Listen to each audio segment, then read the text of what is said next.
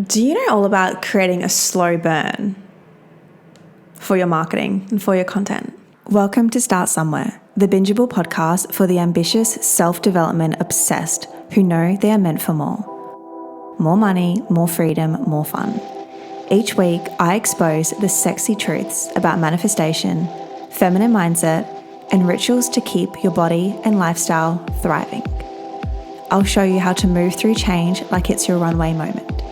Welcome to our grounded space to becoming self-obsessed and seducing your own life, where we start with the first step, not the entire staircase. Let's start somewhere together. Welcome back or welcome to Start Somewhere the podcast. My name is Isabel, I'm your host, and welcome back to our Bingeable branding series. I've honestly just kind of made up this name in the past few episodes. This is where I am diving deep on storytelling, on how to weave more storytelling into your content, how to build that brand that people crave, and what your foundation starting steps are. So this is going to be all on the 3 non-negotiables for a bingeable brand. And if you're like, Isabel, what the F is a bingeable brand? I want you to think of something that you love to binge. Maybe it's food, maybe it's a Netflix show, maybe it's a series, maybe it's a book. And so imagine if you could map across that obsession in your content. If you could create that intrigue and that desire for your audience, for your brand, or for your business, whether it's a personal brand, a brand for your product, your service, online or offline, it doesn't matter the niche.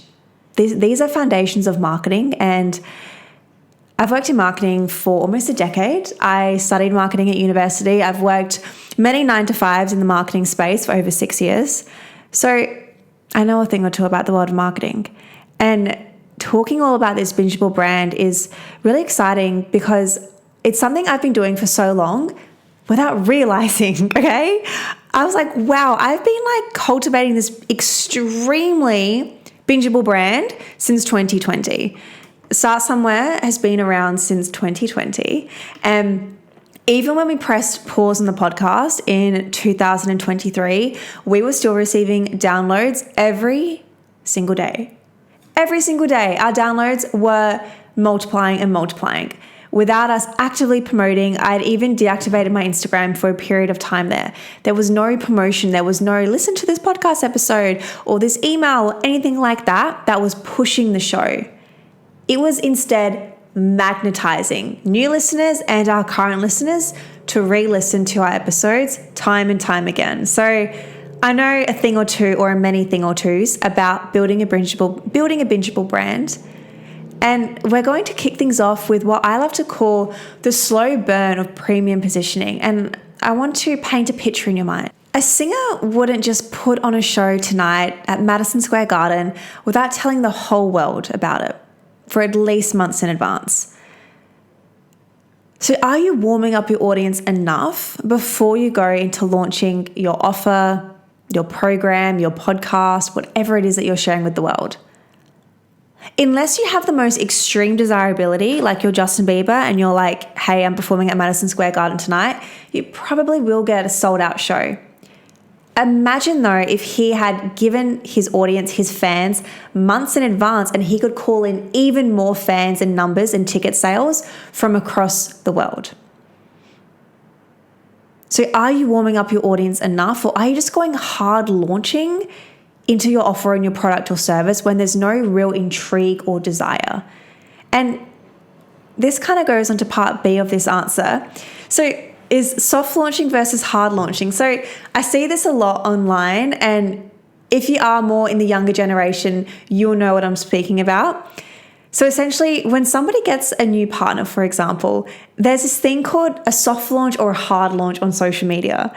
And it's ridiculous. Essentially, a soft launch, maybe you just get a boyfriend, you get a boyfriend, and you haven't posted a photo of the two of you together yet. And you want to, what the kids call it, soft launching. So maybe you're out for coffee with him and you get his hand in the photo on purpose, or you're in his car and you get his knee. You're subtly telling your audience, hey, there's a new character in my life. And this is instantly building intrigue. I know I've done this before. People are DMing you, oh my gosh, who is he? What's this? What's going on? Is this a guy? Like, what is it? People are intrigued. People are hooked. They're interested. And then eventually you do what people call the hard launch, which is when they have the photo of the person, their face. We're like, okay, cool. Now we can tap on them and stalk them. And you know actually who did this really well? This is just coming to mind now. So this is actually a podcast host, Monica Yates. I love her work so much. And she did this so well when she started dating her now husband. This was years ago. And this shows, this was not planned. This just shows how she was building this intrigue and how it's still in my mind years later. And I'm recalling it on the podcast because it's somehow relevant to this. So she had just started dating her boyfriend at the time, and she didn't show his face or disclose his name for so long. And instead they would post photos and you'd never see him, you wouldn't see his face, what he looked like. She was very secretive, and I was obsessed. I love that, to be honest. And it just created the most deep intrigue on who on earth is this man in her world. And she did it for so long, and I honestly think she did it for a year, for the longest time, and they just got married, and obviously you can now see his photos and learn his name. And for people like me back then that were such big supporters and fans of her podcast, I was following her work so closely. I was like, oh my gosh, I need to know who this man is. And so that is the difference between soft and hard launching. And the same goes for anything that you're wanting to put out into the world. So I was having a conversation with a client the other day, and she was launching a new lead magnet of hers. And granted, it was quite quick, so she wanted to get it up within the few days of us chatting. And I'm like, okay, my strategy, then we'll need to pick a different one to pivot. But essentially I said to her, if we had a couple of weeks at least, we could have implemented this exact strategy where we're, what I love to say, setting the stage. We're soft launching, we're creating this intrigue. Instead, because we were a bit more pressed for time, we went straight into the hard launch. And granted, she still got a really epic response because we've been working together for over 6 months, and she's built up this really bingeable brand presence already. So ask yourself, are you just hard launching into something? You're just dropping a new program, a new offer, just sporadically or randomly because you're inspired? Side note, I love when we do get those intuitive or those bursts of inspiration and we share that online. I'm a big fan of that. And at the same time, are you also allowing that idea not to mellow and overthink, but just to give it the breathing space that it truthfully deserves? So we'll map this across again to my Start Again email series.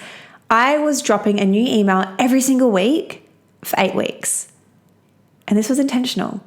If I was to give it all at once, people would just receive them all, skim it, okay, great, forget about it. Instead, I was creating the space for people to be at the edge of their seats, to be actively refreshing their inbox every single Monday because they knew that's when the email was coming. I was creating this consistency. I was creating this know, like, and trust factor. They could trust that email would land in their inbox every single Monday without fail and deliver them a very juicy story. So I was setting the stage. And someone actually asked me oh, why aren't you dropping it all at once? They didn't understand. And I'm like, it's intentional. It's to create that intrigue. So ask yourself, are you just yes, I'm a big fan of messy action, but are you messy actioning where there is absolutely no strategy to support it?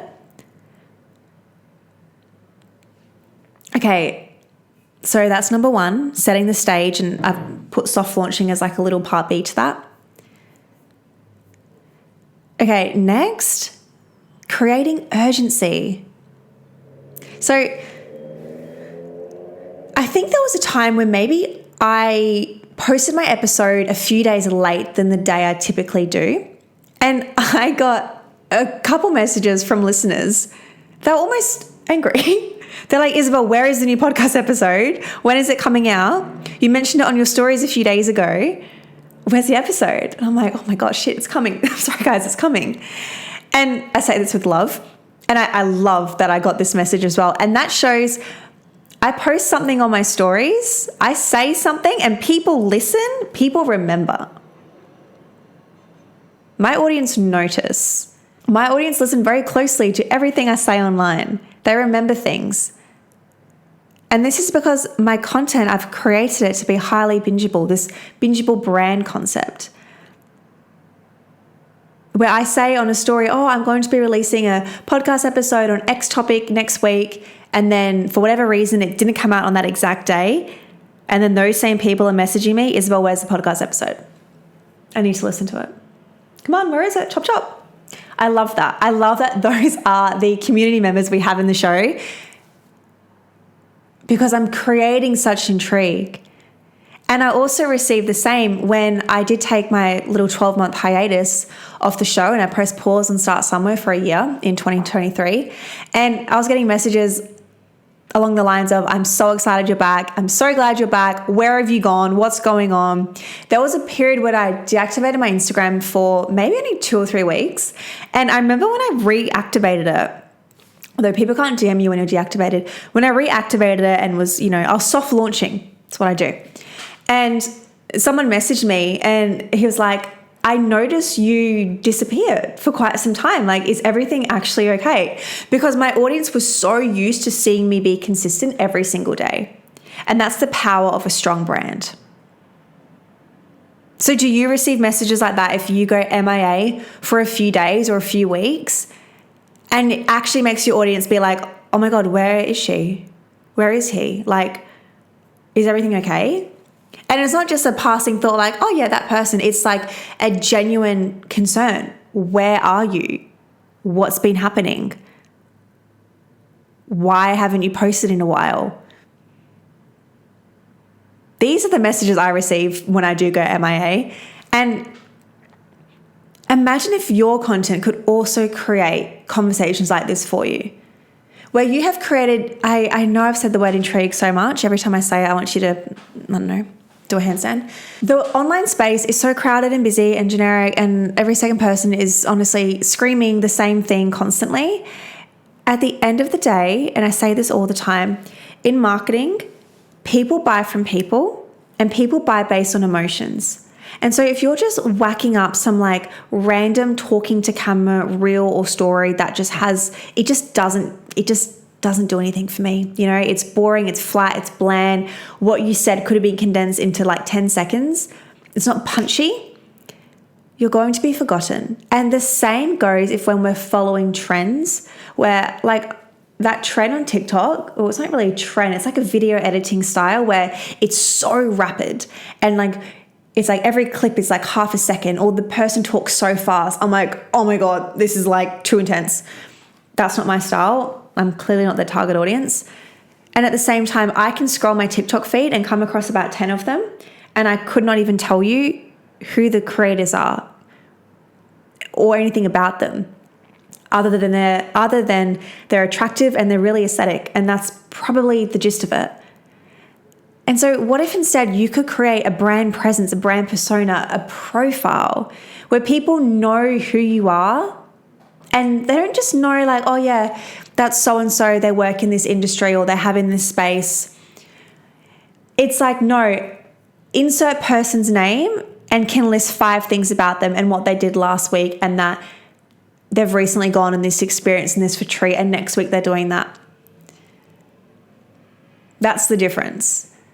That's the difference of creating this bingeable brand that people actually give a shit about, if I can use those words.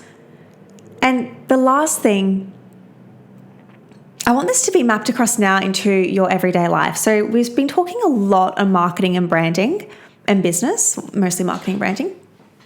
And so how you show up in one area of your life is how you show up in every other area of your life. And so when it comes to creating this magnetic online presence and this bingeable brand, and yes, all these fun words I'm using, at the end of the day, the whole concept, everything I'm teaching and talking about is how likable you truly are. So how are you in your everyday life? Are people craving to be around you? Do people love spending time with you? Are you a magnet to people? And okay, maybe you're introverted and you don't want to be having a booked out social life all the time, or maybe your schedule truthfully does not allow that. I don't care. What I'm talking about is generally, when you go to the supermarket, is the person at the checkout register actually interested in you? Are you creating some kind of desire for them to connect and engage with you? Are you sparking up a conversation that maybe typically goes beyond the hi, how are you, how's your day, how's your weekend? Boring. Can you start to ask more intrinsic, what's the word? Can you start to ask more interesting questions to the people that you meet? Because that is how people are going to remember you. That is all about being memorable. And if you're like, yes, Isabel, I want all the things. I want to build this Bingeable brand. I've signed up to the masterclass. I've been listening to all your recent podcast episodes. Are you also showing up that way in your everyday life? When you're going to get your morning coffee, are you actively engaging with the barista and talking to them and finding out their name, their day, what else they want to do in their life? When you're going to the gym, is your head down on your phone, your headphones in, and you don't look at a single person the whole entire time? When you're on a walk, are you smiling? Are you talking to people? Are you saying hello? Are you saying your dog is so cute? Are you creating conversations with the people around you? I do this constantly. I am a pro at making friends. I love that for me. And that's definitely something I have actively been working on for a while. And I love that I can do this. And I don't just mean, I mean making friends with just strangers as well and just sparking up conversations with them. It's so overlooked at how much it can make someone's day. And just start by asking their name and using their name in conversation, because newsflash, people's favorite thing to hear is actually their name. So how can you just start to weave this more into your everyday life? Because you can do all the strategies and the tactics and the tips and the tricks and the blah. You can do all that stuff. And at the same time, how are you showing up in the rest of your life? So how you do one thing is how you do everything. I will repeat this mantra for the rest of my life because it is so true. If you're not getting the results in one area of your life, where is that mirroring in another area? Okay? And the quickest way, this is my little secret tip on how I get exponential results and momentum and action. I already live quite a very active, fit lifestyle. And so when I want to get even bigger results in my business, I will ramp up how much exercise I do. I will increase the volume, maybe the intensity, maybe I'll try something different. And that is all intentional because it maps across. So as I'm recording this, I'm doing 75 hard. I think it's day 32 or something. And it truthfully is a business move that I'm doing this for. So I'm doing this because I'm moving at such a rate at 75 hard. To give a snapshot, if you're like, what on earth are you talking about?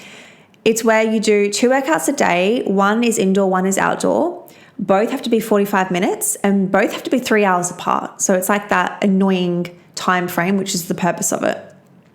You can choose whatever diet you want to follow. You read 10 pages of a self-development book. You take a progress photo every single day, and I think that's everything.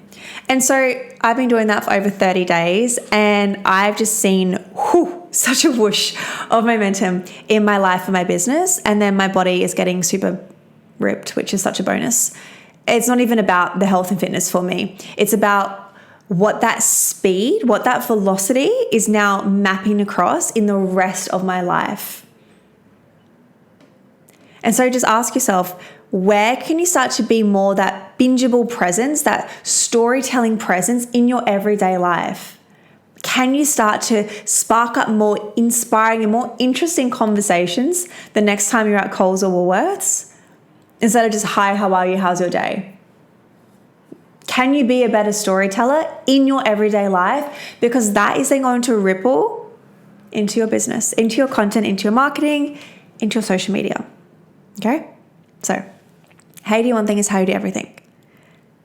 So those are my 3 non-negotiables for building a bingeable brand. If you loved this, if you want to know so much more, the Bingeable Branding Masterclass is your perfect next step for you. All of the details are in the show notes of the podcast episode. And this is where you are going to learn how you can write more captivating content, hooking your audience in, building that intrigue I continue to harp on about. So if that sounds like something you would love to join us on and you would love to be a part of, like I mentioned, all of the details are in the show notes of the podcast. I am going to leave it here. Thank you so much for listening to another episode of Start Somewhere the podcast, and I will see you and speak to you in our next episode. P.S. guys, we're on YouTube as well. So if you want a bit of a fun visual, jump on there. All right. Mwah. Bye guys.